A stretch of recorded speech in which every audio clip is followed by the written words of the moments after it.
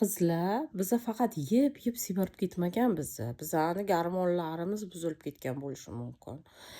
Shulardan bittasi insulin rezistentligi. Unda biza bo'yinni orqa sohalari, tirsaklarda, bo'g'inlarimizda qorayishni ko'rishimiz mumkin. Papillomalar tanamiz bo'ylab chiqqan bo'lishi mumkin.